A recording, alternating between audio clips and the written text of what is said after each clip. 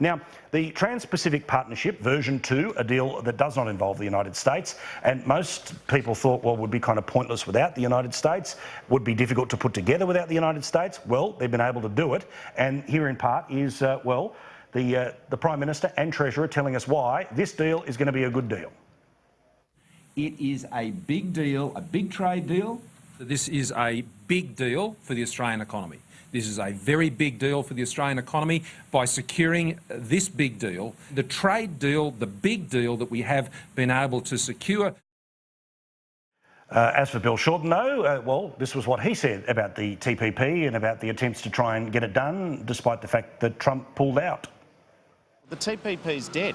Mr Turnbull should now leave the la-la land which he's lived in ever since Donald Trump got elected.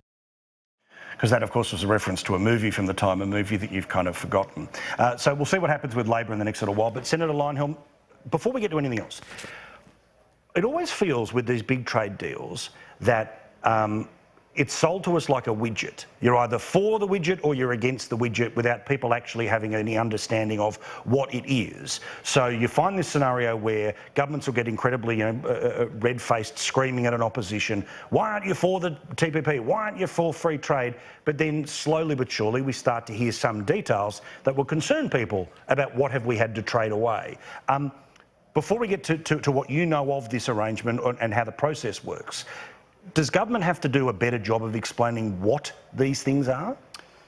Well, there's a lot of scepticism about the values of free trade or the value of free trade in Australia, and I think that that's where the convincing ought to be.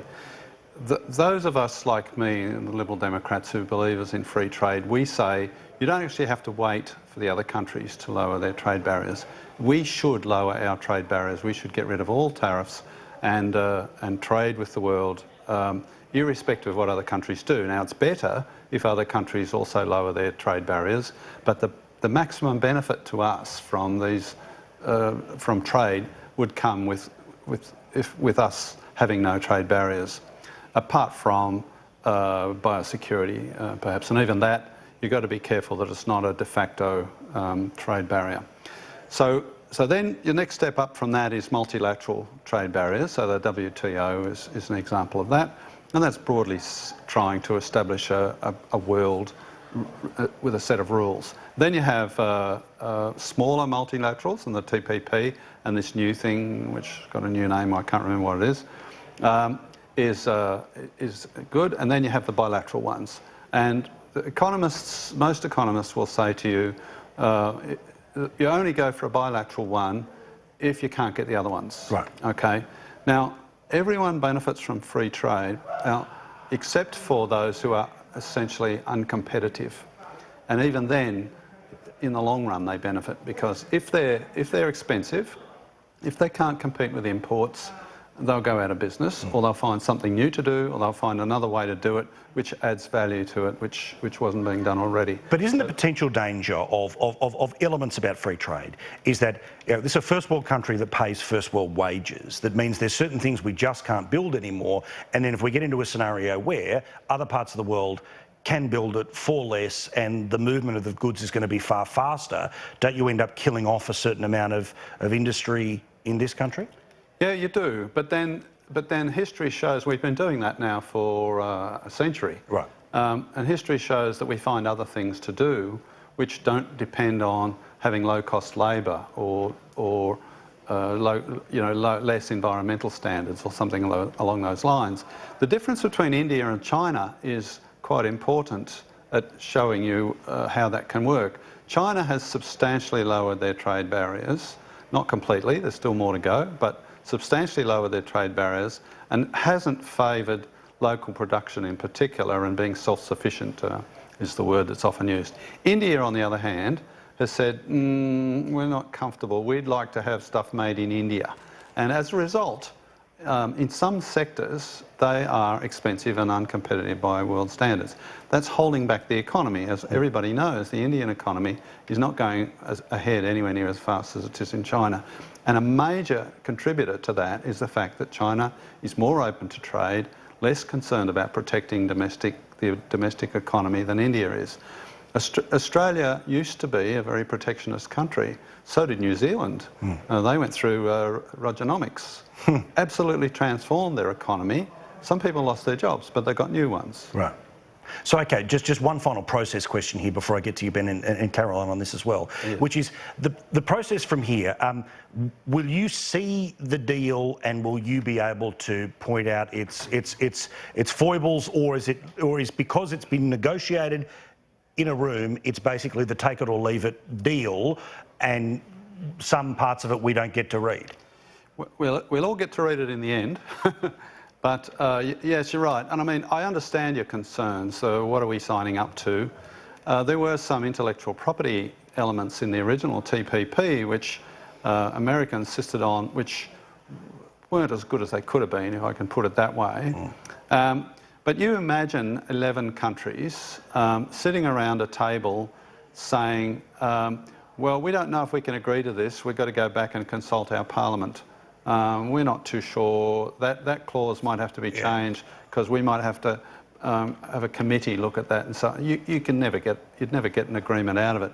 So there's really not much option but to delegate authority to the negotiators.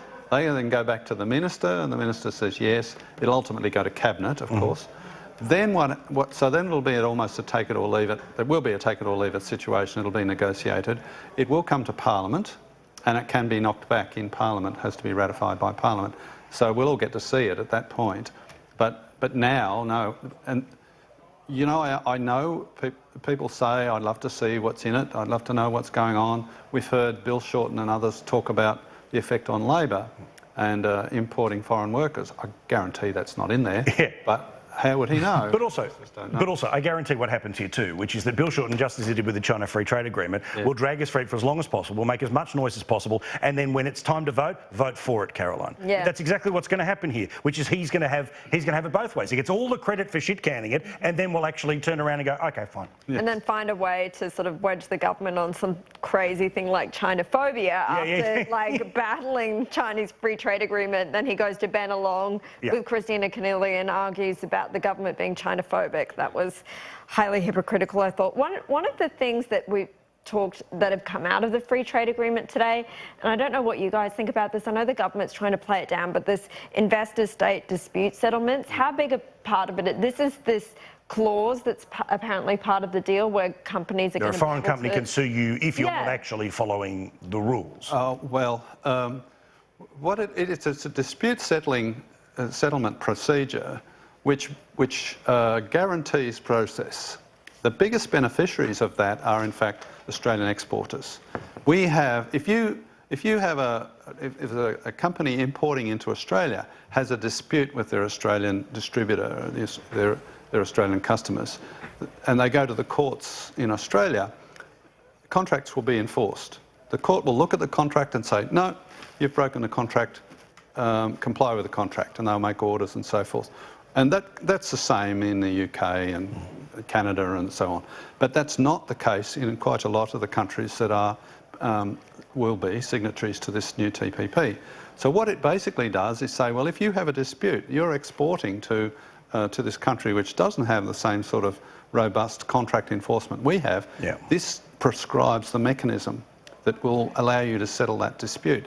It's very good for our exporters, actually. It's not at all sinister. I used to hear that mentioned a lot with the TPP, but we've got nothing to fear from it. Ben, we'll move on in a second here, but I'll just ask you this question. How many barbecues in Brisbane do you think will be stopped by TPP detailed chats this weekend?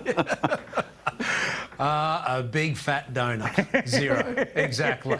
Well, hang on. Actually, you know it will stop it if it's not there. Because hang on, maybe Steve Chobo's on the Gold Coast where he's going to tell a very long, boring story to everyone who's sitting around with him. But other than that, I'm kind of with you. All right, obviously, as the debate rolls on, we will keep talking about it here on